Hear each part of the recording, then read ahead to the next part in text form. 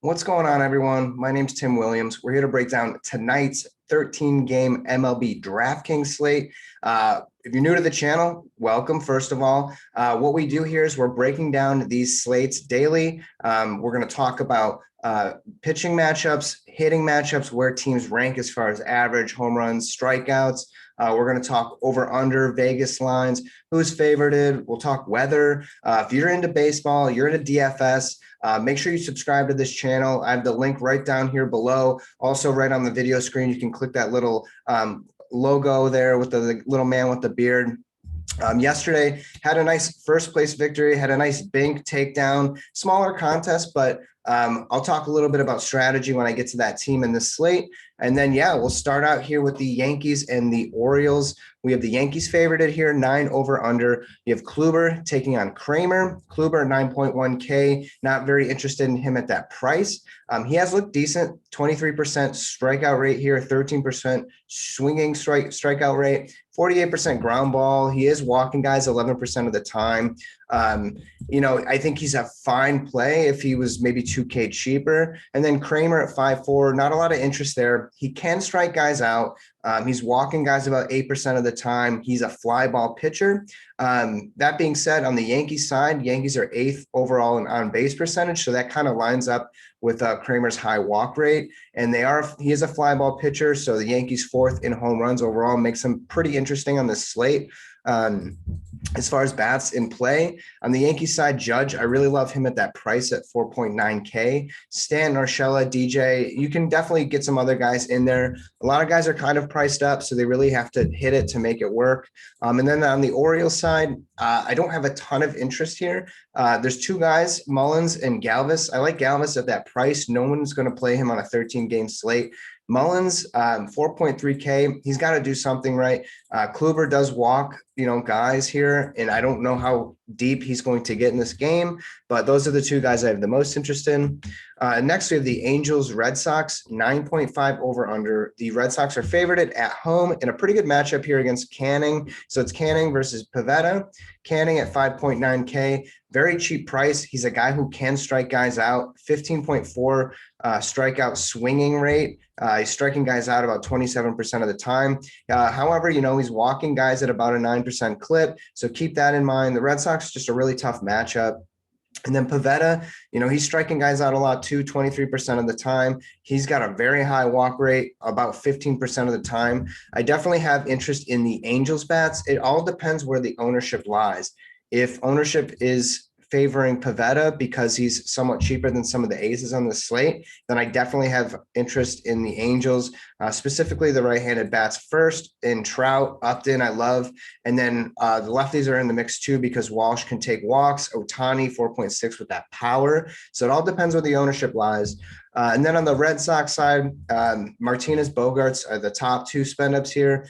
Verdugo, 3.9K. I think he'll be a little bit more popular than he should be. And then Renfroe, 3K for value.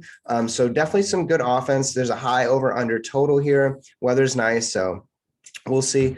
Next, we have the Mets and the Rays, 7 over under here. The Rays are favorited. You have Peterson taking on Glasnow. We'll start with Peterson, 7.4K. I think is a reasonable price for him. It's just too big of a slate. There's a lot of other pitching options. He does have a near 29% strikeout rate. He is walking guys a lot, though, at about 10% of the time. He's a ground ball pitcher. And then the Rays, Glasnow, 10.9K, one of the top pitching options on the slate, a near 40% strikeout rate, which is insane. He is walking guys about 10% of the time, and he is known to give up the occasional home run. If we're looking at the bats, Mets line up pretty good here. 3rd on base percentage against Glasnow, who does walk some guys. The Mets are dead last in strikeouts. That kind of makes me a little bit hesitant to roster Glasnow. We know the ownership is going to be there. So I think for me, it's kind of an easy fade just because I know the ownership will be high on Glasnow. I don't think the Mets bats are necessarily in play, maybe as a one-off just to try to get a little bit of leverage. I like Lindor at that price, 4.9K. 12.5% strikeout and walk rate. So he's not striking out a ton. He's not really hitting a ton either, but the upside's there. And he is walking, so that looks pretty good. Conforto, Alonso, fine. They're in play. No one's going to own him. and probably shouldn't. But then on the other side for the Rays, Arozarena, Meadows are the two guys I think I would pay up for. The Rays just strike out a ton. They did it yesterday. They kind of broke the slate last night. So they're kind of interesting, but just as one-offs. Next, we have the Cubs taking on the Tigers. 8.5 over under here. Cubs favorited. Arrieta coming off the IR here, going against the Tigers. Skubal 5.2K, great against left-handed batters, but terrible against righties here. So in play, I guess, for the Cubs bats, I really like the right-handed bats here. Contreras, Bryant, Baez, they're all just really, really priced up. If I'm looking for a one-off here and I have some salary to spend, which might be tough on this slate, I think I'd probably go to Contreras first just to fill that catcher position at 5K. The Cubs, we know they've had times where they just break out. This could be one of those times. Skubal hasn't really looked that great. Cubs favored a decent over under total here. And then on the Tigers side, I don't have enough. I don't have a lot of interest early on. Grossman at 3.4K, I think is fine. The Tigers they're not good. They don't have power. The Grossman's the only guy that actually grades out well. Arrieta is a guy I wouldn't roster against the Tigers coming off that injury. Arrieta's been pretty terrible this year as well. As the time goes on, we get closer to lock. Tigers value might become more interesting because we're probably going to need bats to pay for it on the cheap side. So as of right now, not a ton of interest in the Tigers there. Next game, Phillies and the Blue Jays, 10.5 over under here. Blue Jays at home playing in Florida. Kind of like a mini Coors Field type of atmosphere there. It's like that tiny spring training park. Velasquez going against Matz. Not interested in either pitcher here. Velasquez has been pitching better the last two starts. He is striking guys out. He also does give up a lot of fly balls. The Blue Jays, a team that does not strike out that much, 24th overall in the league in strikeouts. Ton of right-handed bat power. This matchup lines up really, really well. Velasquez hasn't been great against right-handed batters, and the Blue Jays have plenty of them. And I can even throw Biggio in there, even though he's a lefty. He can take walks. He can steal bases. Blue Jays yesterday were the team in the early slate where I had a takedown, and maybe I'll do a video just kind of showing that lineup and laying out like kind of my strategy there. But I really wanted to early on in the day, I didn't want to go with the Blue Jays, but I saw that Morton was going to be kind of a chalky or a pitching option. I figured he'd probably only go 5 or 6 innings. The Blue Jays laid it out toward the end of the game. I took those exact 5 guys you see on the screen, and it actually worked out very, very well. So that was my kind of leverage against the people who were playing Morton. About 20% of the field was. Blue Jays, very, very interesting in this one. Second in home runs, Semien, Bichette, Guerrero, Hernandez, so cheap. I love him. Biggio, cheap as well. So you can really make that stack work. And then on the Philly side, Matz has been pitching okay, but McCutchen, Hoskins, Bohm at those prices look really good. Harper, 5.2K. He'll probably be lower owned, I'm guessing, because of the lefty-lefty matchup, but he's no slouch. I think he gets some big points here too. So this game is definitely interesting to me. Next, we have the Braves Brewers, 8 over under. Brewers favorited at home. Smiley versus Hauser. No interest in the pitching here. Smiley has been pretty bad. It's hard to get to the Brewers bats. They're second overall in strikeouts. They just haven't been great. But we've seen games where they've blown up for 8 runs. You know what I mean? And Taylor, coming off that rest, 2.2K, has a lot of power. I really like him in this spot. He might be a little too popular, but it is a big slate. So we're going to need some value here. So Garcia, I spelled that wrong, but Kane, Garcia, Shaw, I think are all fine. Hauser is a pretty good pitcher overall. Not somebody I would really worry about in DFS. He's not going to get there with like strikeouts or anything like that. So it makes me a little less interested in the Braves, especially if Acuna is out because of that ankle injury. But Freeman, Albies, the 2 guys I would look at for one-offs. Next, we have the Rangers Astros. This is another very interesting game on this slate. This could break the slate as well. 9 over under. Yeah, Astros favorited. You have Wes Benjamin called back up, 5K, going against Greinke at 9.5. Greinke has been pretty terrible. I must say, I wouldn't really go here. Don't pay attention to that strikeout percentage. That's definitely wrong. But Benjamin, 5K, he's a lefty. I think he's going to get eaten alive. Astros mash lefties here. Alvarez, Altuve, Bregman, Gurriel, Brantley. I'd rather pay for the Astros bats than say like the Yankees, right? They're much cheaper overall if you're stacking this game. Greinke, if he was like 2K cheaper, I think he'd be a very interesting option, but he's just too expensive for who he is. Righties in play for sure. Solak, Garcia. I really like Garcia at that price. But yeah, Astros look pretty damn good in this one. Next, we have the A's Twins, 9 over under here. Montas taking on Schumacher, no favorite here. Montas, not a pitcher I really enjoy rostering in DFS. I know a lot of people do like him though, so I think he has upside potential. I wouldn't play him against the Twins. Twins look pretty good, 9th in average, 14th in on-base percentage, 7th in home runs. Shoemaker pitching for the Twins, 6.7K. He's got a 420 WOBA against left-handed batters, so I really like lefties for the A's. I don't really like bats in general in this one. There is that high over under total, so they can be kind of sneaky, but you're not really leveraging off of anything if no one's rostering any of these pitchers. Lefties in play, Olsen, Moreland, Brown. I really like Brown. Might have to look at for value here at 2.9K. I think that's fine. And then on the Twin side, Polanco at 5K is good, but there's just not a whole ton of interest for me. Next, we have the Reds Rockies here, 10.5 over under here. Reds were the big chalk yesterday. They did not get there at all. The Rockies actually took off. So the Rockies chalk broke the slate yesterday. Miley coming off that big no-hitter, 7.1K in Coors, no thanks. He has been pitching well, 59% ground ball rate, 20% fly ball rate. That is extremely low. He's going to need to pitch that good in this matchup in that ballpark. Rockies, Marquez, 5.6K, no thanks. He's also a ground ball pitcher too.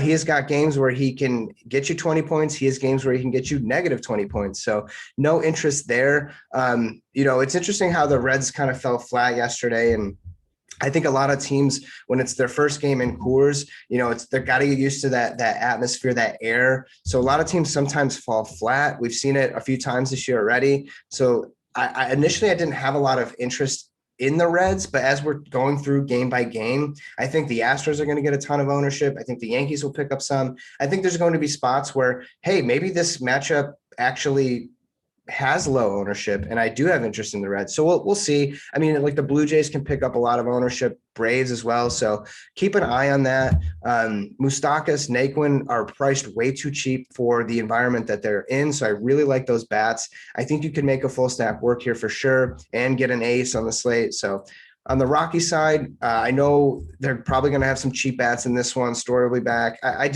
I don't know. I don't have a ton of interest, especially if Miley is getting ground balls and kind of limiting those fly balls. So we'll see.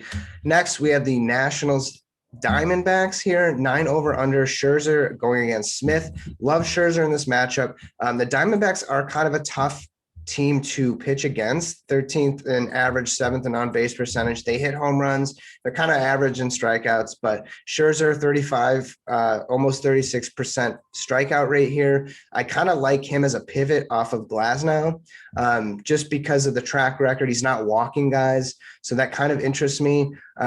Nationals are my preferred bats. Smith, not a very good pitcher, 10% strikeout rate, and he's walking guys 8% of the time. So the Nationals are 7th in average and they're 14th in on-base percentage. I know the home runs haven't really been there, but if this guy's not striking guys out and this team doesn't strike out, the ball's got to go somewhere, right? So Soto, Turner, Schwarber, Bell, Castro, even Harrison, all these guys in play.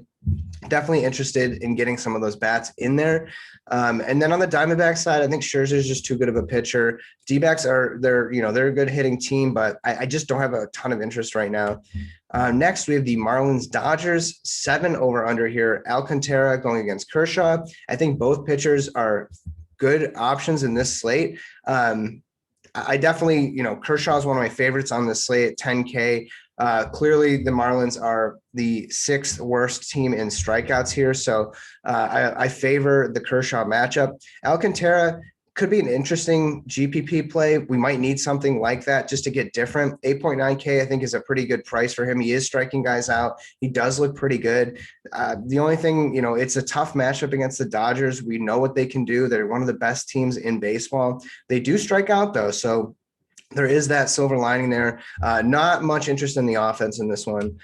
Next, we have the Cardinals Padres, 7 over under here. Oviedo going against Musgrove. Again, this is one of those, good pitching matchups for both teams.